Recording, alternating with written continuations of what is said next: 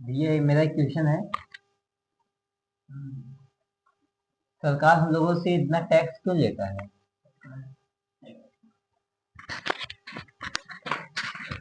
देखो, हम एक समाज के हिस्से हैं, भारत में रहते हैं, भारत के नागरिक हैं, ठीक।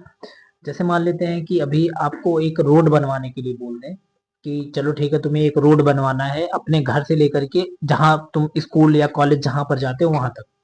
क्या तुम्हारे पास इतने पैसे है कि तुम उस रोड का निर्माण करवा सकते हो? नहीं होंगे इतने पैसे।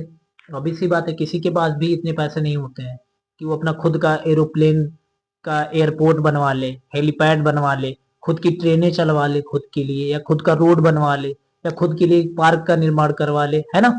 ऐसे तो होता नहीं है। तो इसमें क्या करता है कि, और जो मतलब हमारा संविधान बना है, फिर किसी भी देश का जो लोकतांत्रिक देश हो या राजतांत्रिक देश हो, जैसा भी हो, वहां के समाज के कल्याण के लिए सरकारें बनती हैं।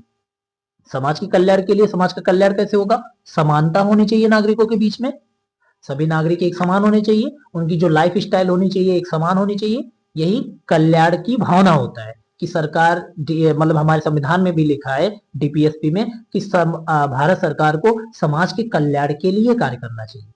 समाज का कल्याण तभी होगा जब इक्वलिटी, समानता आएगा, भेदभाव खत्म होगा। जैसे छुआछूत के भेदभाव हो गए, खत्म हो गया, धर्म के आधार पर, जात के आधार पर, स्थान के आधार पर, ये सारी चीजें नहीं होनी चाहिए। तो जैसे मान लेते कोई एक लग्जरियस लाइफ जी रहा है, एरोप्लेन से सफर कर रहा है ना, और एक उसका खुद का स्पेशल पार्क है, खुद के लिए, उसके लिए एक विशेष प्रकार का स्कूल है, उसमें टीचर मुहैया करवा रहे हैं। हर किसी के लिए इंडिविजुअल नहीं हो सकता ये चीजें। तो इसलिए हम एक प्रतिनिधि चुनते हैं अपना, और वो प्रतिनिधि मुख्यमंत्री के तौर पर हो सकता है, प्रधानमंत्री के तौर पर हो सकता है। हमारे यहाँ दो सरकारें होती हैं। तो सरकार, दोनों सरकारें टैक्स लेती है, मुख्यमंत्री भी टैक्स लेता है और प्रधानमंत्री भी टैक्स लेता है। मतलब जो स्टेट गवर्नमेंट, इसको अगर दूसरी भाषा में बोले तो राज्य सरकार और केंद्र सरकार, दो सरकारें होती हैं, दोनों टैक्स लेंगे। तो उन दोनों का आपस में समझौता होता है कि इस चीज पर जो टैक्स लिया जा रहा है उसमें कितना राज्य सरकार का हिस्सेदारी होगा, कितना केंद्र सरकार का हिस्सेदारी होगा। और रही बात टैक्स क्यों लेते हैं, तो इसलिए लेते हैं कि तुम इंडिविजुअल तो कोई बड़ा वर्क करवा नहीं सकते हो, बड़ा कोई कार्य, रोड नहीं बनवा सकते, उस पर चलना है और तुम्हें रोड की सुविधा चाहिए।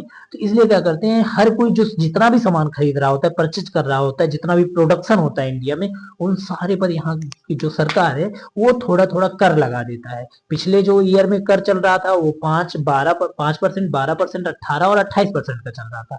लेकिन अभी जो निर्मला सीतारमण जी, जो फाइनेंस मिनिस्टर हैं, वित्त मंत्री हैं अपने भारत देश की, उन्होंने दो स्लैब लेकर के आया, 5% और 18% का स्लैब।